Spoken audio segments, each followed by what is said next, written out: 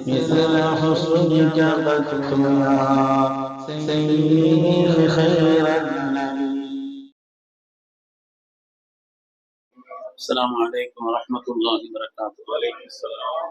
கண்ணியமிக்க முஃமினீன்களே, மனித வாழ்க்கையில் நாம் எந்த துறையில் இருந்தாலும், எந்த பணிகளில் இருந்தாலும், எந்த காரியங்களை செய்தாலும் எப்பொழுதும் இரண்டு விஷயங்களை மறந்துவிடக்கூடாது.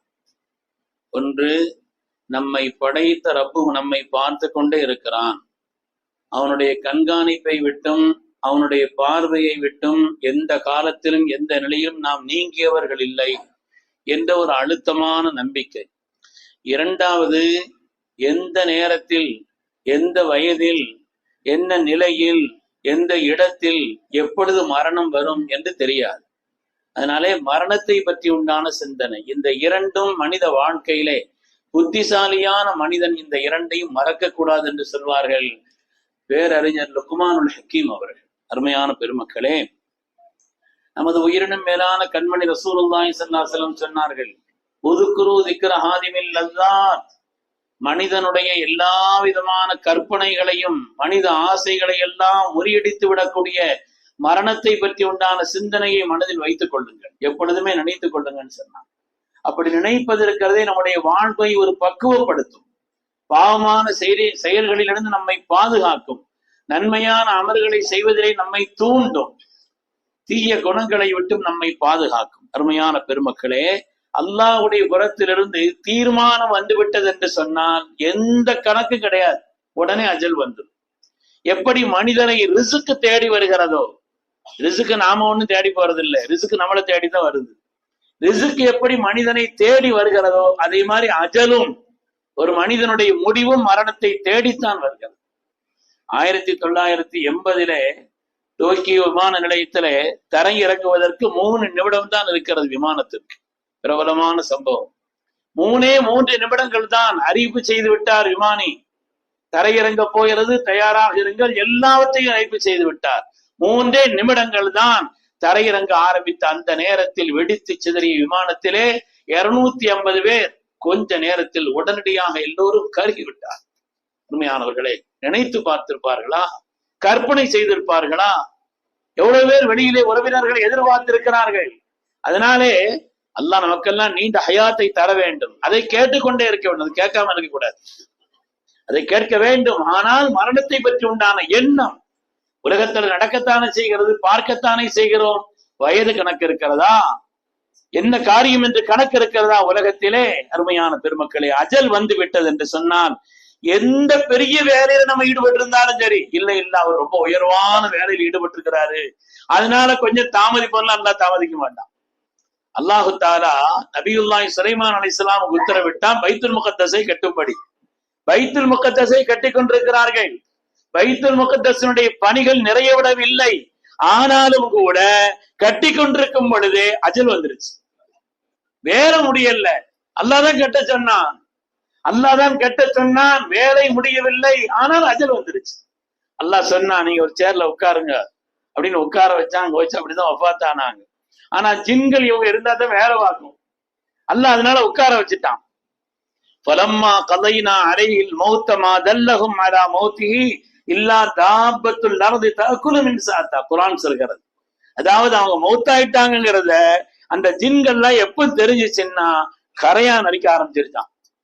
கரையான் இதுல அரிக்க ஆரம்பிக்கிறதுனா எவ்வளவு நாள் இருந்திருப்பாங்க, எவ்வளவு நாள் அப்படி இருந்திருக்கணும், இருந்தால் இந்த பொருள்ல கரையான் அரிக்கும். கரையான் அரிச்சது சாஞ்ச பிறகுதான் ஆகா நமக்கு எல்லா விதமான ரகசியமும் மறைவானதெல்லாம் தெரியும் நினைச்சுக்கிட்டு இருந்தோமே, ஒரு கதை நடக்கலையேன்னு ஜின்கள் அப்பதான் விளங்கிச்சுன்னு எல்லாரும் சொல்றான். அதாவது எந்த பெரிய வேலைகள் செய்து கொண்டிருந்தாலும் சரி, இந்த வேலையெல்லாம் செய்யும் பொழுது, இவ்வளவு உயர்ந்த பணிகள்லாம் செய்யும் பொழுது நமக்கு உடனடியா வராது, இந்த நேரத்துல வராதுங்கிறது அல்ல. அஜல் வந்து விட்டது என்று சொன்னால் அஜல் வந்து விட்டது என்று சொன்னால் யாருக்கு எந்த நேரத்தில் எப்படி பிடிக்கணும் அல்ல பிடிச்சிருவான். அல்லாம தன்தாயி ரஹ்மத்துல்லாஹி அலைஹி ஒரு வரலாறு எழுதுகிறார்கள். ஒரு மலை அடிவாரம், கடுமையான வளைவுகள் நிறைந்த ஒரு பகுதியிலே ஒரு ஆள் பஸ்ஸை ஓட்டிக்கிட்டு போயிட்டு இருக்கிறாரு. திடீர்னு பஸ்ஸை நிறுத்துகிறார். நிறுத்துறதுக்கு உண்டான சூழலே இல்ல, அங்கன இப்படி நிறுத்தக்கூடாது. அப்படிப்பட்ட ஒரு நிலை நிறுத்துகிறார். ஏங்க நிறுத்துறீங்கன்னு எல்லாரும் கேட்கிறாங்க. இல்ல, ஒரு பெரிய மனுஷர் கை காட்டுறாரு, ஒரு பெரிய மனுஷர் கை காட்டுறாரு. அப்படியா அப்படின்னு சொல்லி, யாரு பெரிய மனுஷன் ஒண்ணும் தெரியலையேன்னாங்க. ஏறி உட்கார்ந்தாரு. கொஞ்ச நேரத்துல அவரு மொத்தாயிட்டாரு. யாரு? டிரைவர். அப்போ ஏறி வந்த ஆள் யாருங்க? மலக்குல் மௌத் வந்திருக்கிறாங்கன்னு அர்த்தம். அவங்க பார்வைக்கு தெரிஞ்சிருக்குது மலக்குல் மௌத். அவர் அப்படி நிப்பாட்டி வாங்கினதுனாலதான் அவ்வளவு பேர் ரூபம் விளைச்சிச்சு. அதனாலதானே. இல்லை என்று சொன்னால் நிலை மாறி இருக்க வந்தவா. யாரை எந்த நேரத்தில் எப்படி எந்த கட்டத்தில் அல்லாஹ் நாடுகிறான்னு அது நடக்கும். அதனால நாம துன்யாவுல மௌத்தாகாம இருக்கிறோம்னா ஒரே ஒரு வழிதான், பிறக்காம இருக்கணும். அவ்வளவுதான். பிறந்தால் என்றாவது ஒரு நாள் இந்த உலகத்தை விட்டு பிரிந்துதான் ஆக வேண்டும். அதனால அதை பற்றி உண்டான ஒரு எண்ணம் புத்திசாலியான மனிதன் அதை பற்றி யோசிப்பான், கவனத்தில் வைத்திருப்பான் என்று பெருமக்கள் சொல்கிறார்.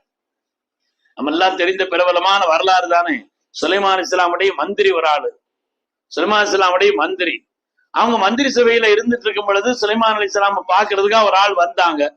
வந்தால் அந்த மந்திரி நபியுல்லாஹ் சுலைமான் அலைஹிஸ்ஸலாம் சொல்றாங்க, ரொம்ப விவரமான ஆள் அவரு.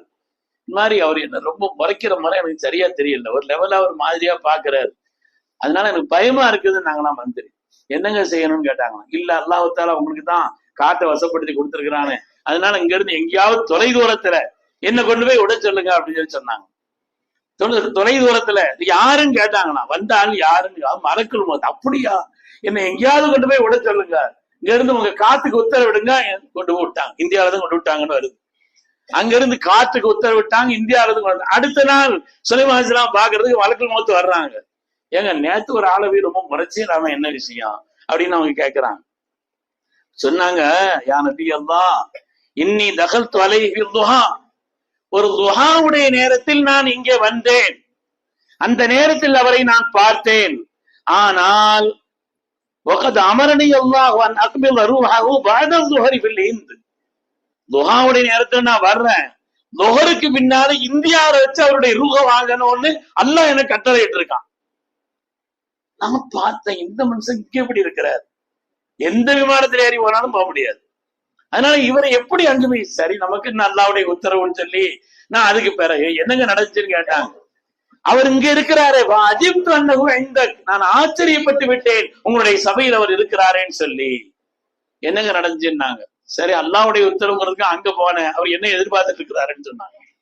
அவர் என்ன எதிர்பார்த்துட்டு இருக்கிறாரு உண்மையானவர்களே. அதனால மரணம் என்பது மனிதனை அது துரத்தி கொண்டே இருக்கிறது, தேடிக்கொண்டே இருக்கிறது, ரிஸ்க் தேடுவதை போல. சொல்லலாம் சொன்னாங்க, 99 வகையான மரணம் மனிதனை துரத்துகிறதுன்னு சொன்னாங்க. ஒன்னு அல்ல, முதுமை, நோய், எதிரி, சுனாமி, விஷம், சூனியம். பட்னாபுரம் சொல்வார், தலைக்கு மேல ஓடிக்கிட்டு இருக்கு கரண்ட் சொல்வார். பட்னாபுரம் சொல்லுவார், ரோட்ல போகும் பொழுது என்ன செய்யும், அங்க பார்த்தா கரண்ட் தலைக்கு மேல ஓடிக்கிட்டு இருக்கு, ஒரு வயிறு வத்தி விழுந்தா போதுமேங்குவா. 99 வகையான மரணம் உங்களை துரத்தி கொண்டே இருக்கிறதுன்னு சொல்லுவாங்க சன்னாசர். அதனால் அதை பற்றி நினைத்து பார்ப்பது ஒரு புத்திசாலிக்குண்டான அடையாளம் என்பதை நமக்கு பெருமக்கள் நினைவுபடுத்துவார். உண்மையான பெருமக்களே, நபிமார்கள்ட்ட மாத்திரம்தான் அனுமதி கேட்டு ரூஹ் வாங்குவாங்க. அது அல்லாஹ் அவங்களுக்கு கொடுத்த ஒரு கௌரவம். மனித சமுதாயத்திலே உன்னதமானவர்கள் என்ற காரணத்தினாலே அல்லாஹ் தஆலா கொடுத்த ஒரு கௌரவம். அதனால அவங்கள்ட்ட அனுமதி கேட்டுதான் ரூஹ் வாங்குவாங்க. ஸல்லல்லாஹு அலைஹி வஸல்லம் ஒரு நாள் மலக்குல் மௌத் வந்தாங்களாம். ஸல்லல்லாஹு அலைஹி வஸல்லம் வந்தாங்க. அல்லாஹ்வுடைய ரசூல் கேட்கிறார்கள், அஜித் ஸாயிரன் அம் காபிலா, என்னங்க சும்மா சதிச்சு போறான்னு வந்தீங்களா, ரூஹ் வாங்க போயிட்டு வந்தீங்களான்னு கேட்டாங்களாம். அஜித் ஸாயிரன் அம் காபிலா, சும்மா சந்திச்சுட்டு போறன்னு வந்தீங்களா அல்லது ரூஹ் வாங்கிட்டு போக வந்தீங்களா? 12ஆம் நாள் திங்கட்கிழமை காலை. அதற்கு செய்தனா ரசூலுல்லாஹி ஸல்லல்லாஹு அலைஹி வஸல்லம் மலக்குல் மௌத் சொன்னாங்களா, ஜிஹ்து ஸாயிரன், நான் உங்களை சந்திக்கத்தான் வந்தேன், நீங்க அனுமதிச்சா ரூஹ் வாங்கிட்டு போறேன், நீங்க அனுமதிச்சா ரூஹ் வாங்கிட்டு போறேன் சொன்னாங்களாம். ரப்பு எப்ப அனுமதித்தானோ எனக்கு பிரச்சனை இல்லை, ஆனா ஜிப்ரீல நான் பார்க்கணுமேன்னு சொன்னாங்க. ஜிப்ரீல் இருக்கிறாங்க, வந்துட்டாங்க. ஜிப்ரையில்கிட்ட கேட்டாங்களாம், பஷீர் யா ஜிப்ரையில், ஜிப்ரையிலே பஷாரத்தை சொல்லுங்கள், ஏதாவது சோபனம் சொல்லுங்கள். அல்லாஹ்வுடைய ஹபீபே, உன்னுடைய வருகைக்காக வானம் அப்படியே ஜொலித்துக் கொண்டிருக்கிறது, வானம் அலங்கரித்து வைக்கப்பட்டிருக்கிறது, வானத்தின் மலக்குமார்கள் எல்லாம் எதிர்பார்த்து காத்திருக்கிறார்கள். உங்களுடைய வருகை வான் மண்டலத்தினுடைய ஒரு சோபனமாக இருக்கிறது. பஷீர் யா ஜிப்ரையில், ஜிப்ரையில ஏதாவது சோபனம் சொல்லு. ரெண்டாவது மூணாவது கேட்கிறாங்க, இவரெல்லாம் விளங்கிக்கிட்டாங்க ஸல்லல்லாஹு சோபனம்னு எதை சொல்லுவாங்கன்னு சொல்லிட்டு, அல்லாஹ்வுடைய ரசூலே, உங்களுடைய உம்மத்துமார்கள் எல்லோரும் சொர்க்கத்தில் நுழைந்ததற்கு பின்னால் தான் இதர சமுதாயத்தினர்களே சொர்க்கத்துக்கு போவாங்கன்னு சொன்னாங்க.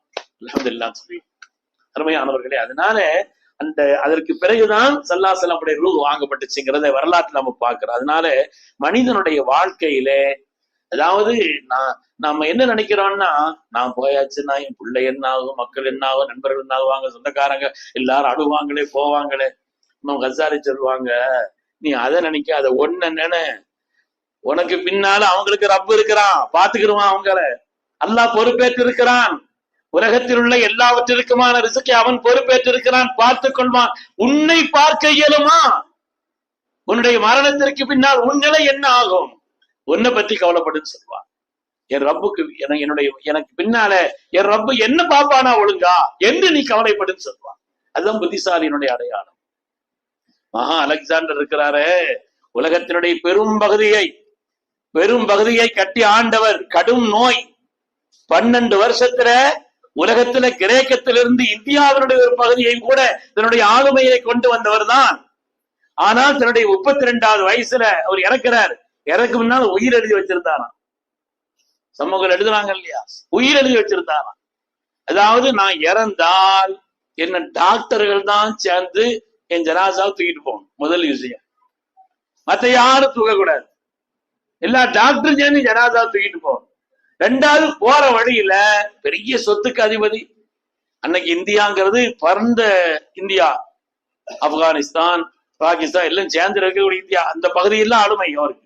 அதனால போற வழியில பணத்தை எல்லாம் அப்படி வீசிக்கிட்டே போங்க. மூணாவது, என்னுடைய உடம்புல இந்த கையை மட்டும் வெளியில தெரிகிற மாதிரி வச்சுக்கணும் ஜனாசா.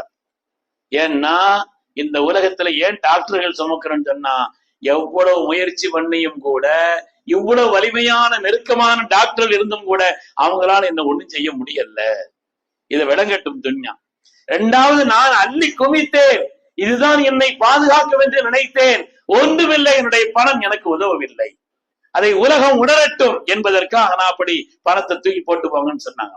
அதே மாதிரி கையை விரிச்சிட்டு, நான் எவ்வளவு பெரிய அரசரா இருந்தாலும் போகும் பொழுது வெறுமனே தான் உலகத்தை விட்டு அவர் பிரிகிறார் என்பதை உலகம் தெரிந்து கொள்ளட்டும் என்று மகா அலெக்சாண்டர் சொன்னதா அவர் வரலாறை சொல்வார். அருமையான பெருமக்களே, அதனால ஒரு மனிதன் எந்த வயசா இருந்தாலும் சரி அதை யோசிக்க, ஆனா நீண்ட வயசா ஆசைப்பட, அது வேற விஷயம். அல்லாஹ்வுடைய ரசூல் சொன்னாங்க, கைருன் நாஸ், மனிதர்களில் சிறந்தவர்கள் யார் தெரியுமா? மன் தால உம்ருஹு வ ஹஸன அமலுஹு, நீண்ட வாழ்நாளும் நல்ல அமல்களும் பேணுதலான நல்ல அமல்களை செய்கிறார், நீண்ட ஹயாத்தை பெற்றிருக்கிறார், பாக்கியமான மனிதர்களில் சிறந்தவர் என்று சொன்னார். அல்லாஹ் நம்மையும் அப்படி ஆக்கி அருள வேண்டும். அதே மாதிரி அல்லாஹ்வுடைய ரசூல் சொன்னார்கள், திடீர் முசீபத்துகள் உங்களுக்கு ஏற்படாமல் இருக்க வேண்டுமா? எதிர்பாராத திடீர் முசீபத்துகள் உங்களை வந்தடையாமல் இருக்க வேண்டுமானால் ஸல்லல்லாஹு அலைஹி வஸல்லம் சொல்றாங்க, பிஸ்மில்லாஹில் லதீ லா யதுர்ரு மஅஸ்மிஹி ஷைஉன் ஃபில் அர்தி வலா ஃபிஸ் ஸமாஇ வஹுவ ஸமீஉல் அலீம். காலையில 3 தடவை ஓதுங்க, சாயங்காலம் 3 தடவை ஓதுங்க. காலையில 3 தடவை ஓதுனா சாயங்காலம் வர திடீரென்று ஏற்படக்கூடிய முசீபத்துகள் ஏற்படாது. அது மாதிரி மாலையில நீங்க ஓதுனீங்கன்னா அடுத்த நாள் காலை வரை திடீரென்று எதிர்பாராத முசீபத்துகள் உங்களை வந்தடையாது என்று சொல்வார். அருமையானவர்களே, அதனாலே நல்ல ஒரு புத்திசாலியான மனிதன் என்பவன் மரணத்தை பற்றி சிந்திப்பான். அல்லாஹ் நம் எல்லோருக்கும் நீண்ட ஹயாத்தை தந்தருள்வானா. வாழ்நாளுடைய கடைசி நேரத்தை அல்லாஹ் பாக்கியமா ஆக்கி அருள்வானா. நிறையான அந்த ஆகிரத்தினுடைய மறுமையிலே வெற்றி பெற்ற சாலிஹீன்களில் அல்லாஹ் நம் எல்லோரையும் கபூல் செய்தருள்வானா. ஆமீன் ஆமீன் யா ரப்பல் ஆலமீன். வ ஆகிரு தஅவானா அனில் ஹம்துலில்லாஹி ரப்பில் ஆலமீன்.